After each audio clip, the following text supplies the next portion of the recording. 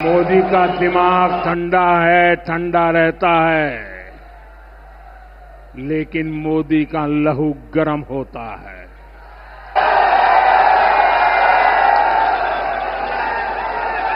और अब तो मोदी की नसों में लहू नहीं, गरम सिंदूर बह रहा है।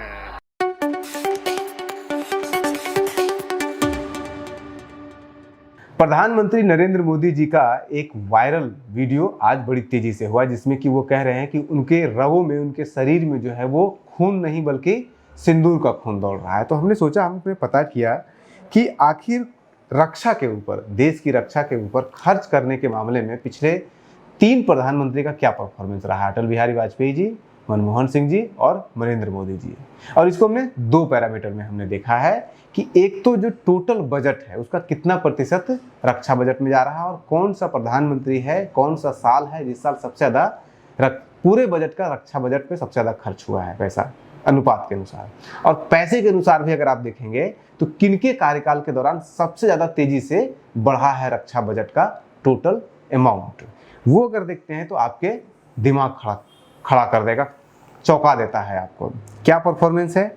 1998 में जब अटल बिहारी वाजपेयी जी पहली बार प्रधानमंत्री बनते हैं तो उस साल रक्षा बजट जो था पूरे देश का वो था 1193 करोड़। आज की डेट में 8600 करोड़ 2024 का रक्षा बजट है, लेकिन ये 1193 से 8600 का जो रक्षा बजट का जो सफर है वो कैसे रहा है, बीच में मनमोहन सिंह भी है। तो नरेंद्र मोदी के कार्यकाल में 1998 में 1193 करोड़ का रक्षा बजट, करोड़ डॉलर का रक्षा बजट बढ़ करके 1633 करोड़ हो जाता है 2003 में। यानी कि 6 सालों के दौरान, अटल बिहारी वाजपेयी जी के कार्यकाल के 6 सालों के दौरान टोटल रक्षा बजट में वृद्धि होती है 36.88%। 6 सालों में 36.88%। उसके बाद आते हैं मनमोहन सिंह।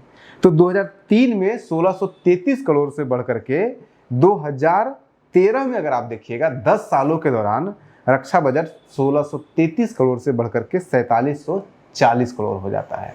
2013 का 4740 करोड़ हो गया है। बीजेपी ने इस बात को लेकर के कुछ जारी भी किया है, मतलब जो ट्वीट होता है इस सब जगहों पर उन्होंने जारी किया था कि देखिए कैसे नरेंद्र मोदी के कार्यकाल के दौरान 4740 करोड़ से बढ़ करके हम 8600 करोड़ पे लेके गए हैं। लेकिन परसेंटेज आप देखिए, 1633 करोड़, ये नहीं बताया बीजेपी ने कि मनमोहन सिंह ने उठाया कहां से था। मनमोहन सिंह ने उठाया था 1633 करोड़ से, जब वाजपेयी जी ने आखिरी बजट रक्षा बजट दिया था, और उसको वो लेके पहुंचे 4740 करोड़ पर। इसको अगर आप परसेंटेज में देखिएगा कि वृद्धि कितना प्रतिशत है, तो वो है 190.36%। रक्षा बजट में वृद्धि हुई है। वाजपेयी जी की 6 सालों के कार्यकाल के दौरान 36.88% का वृद्धि हुआ है। मनमोहन सिंह के 10 सालों के कार्यकाल के दौरान 190.36% की वृद्धि हुई है। अगर वाजपेयी जी के बराबर होता तो 36 दूनी 72 होना चाहिए था। 70% बहुत ज्यादा था अगर उसी प्रपोर्शन में चलता। लेकिन ये साफ साफ दिख रहा है कि बहुत तेजी से मनमोहन सिंह के कार्यकाल में, जिसको मौना मनमोहन सिंह कहते थे, उन्होंने रक्षा बजट पे कितना खर्च किया है, बढ़ाया है, वो देख लिया। नरेंद्र मोदी से भी तुलना कीजिएगा तो आपका दिमाग और भी फट जाएगा। इसमें एक चीज और नोटिस करने वाली बात है कि वाजपेयी जी के कार्यकाल के दौरान 1999 में कारगिल युद्ध हुआ है। तो ऑटोमेटिक है कि अगर युद्ध होगा, कोई भी देश युद्ध लड़ेगा, तो उसका रक्षा बजट तो बढ़ेगा ही। तो रक्षा बजट बढ़ने के बावजूद ये 1136% की वृद्धि हुई है। और मनमोहन सिंह के कार्यकाल में एक भी युद्ध नहीं हुआ है, लेकिन उसके बावजूद 190.33% की वृद्धि हुई है। इसमें अब आ जाइए नरेंद्र मोदी के कार्यकाल में। नरेंद्र मोदी के कार्यकाल में 4740 करोड़ से बढ़ करके 8600, टोटल 8600 करोड़ डॉलर हुआ है। अगर आप दुगना भी करें, 4740 करोड़ को अगर आप दुगना कीजिएगा तो 90 और 2 92, 45 दूनी 90, 2 92 तो 94 करोड़ 80 लाख डॉलर होता है टोटल। 9400 अब आ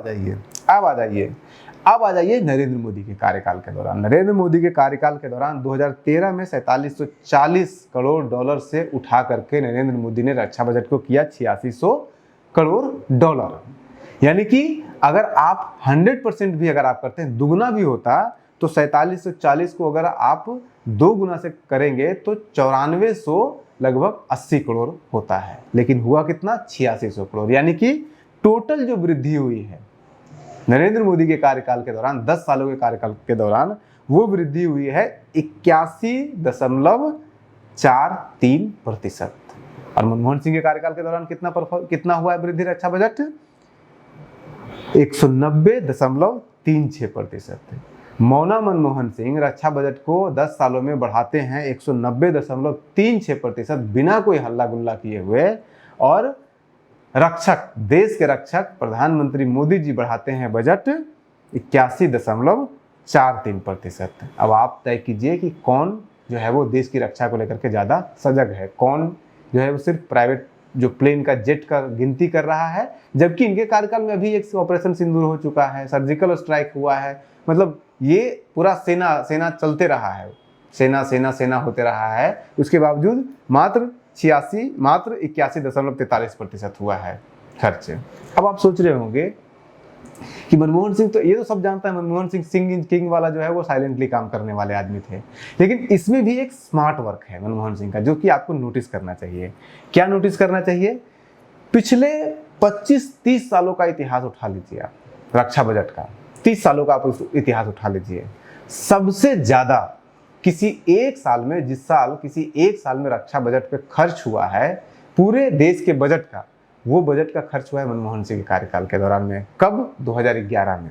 2011 में देश के बजट का 2009 में देश के बजट का 3.1% सिर्फ रक्षा के ऊपर खर्च किया गया था। पिछले 25 सालों में इतना ज्यादा पैसा खर्च नहीं किया गया। हम 25 साल के पीछे नहीं गए, हो सकता है उसमें भी मिल जाए, लेकिन 25 सालों का हमने लगभग 30 सालों का देखा। 30 सालों में 3.1% कभी भी नहीं गया है परफॉर्मेंस रक्षा बजट किसी भी प्रधानमंत्री किसी भी साल में।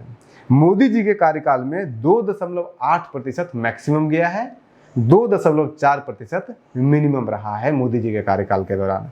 मैक्सिमम मनमोहन सिंह के बाद जो दूसरा साल, जिस साल सबसे ज्यादा रक्षा के ऊपर बजट पे खर्च हुआ है, वो हुआ है 1999 में। सभी जानते हैं कारगिल युद्ध हुआ है तो उसमें खर्चा तो होगा ही, तो उस साल भी मात्र 3% खर्च हुआ है पूरे रक्षा बजट का।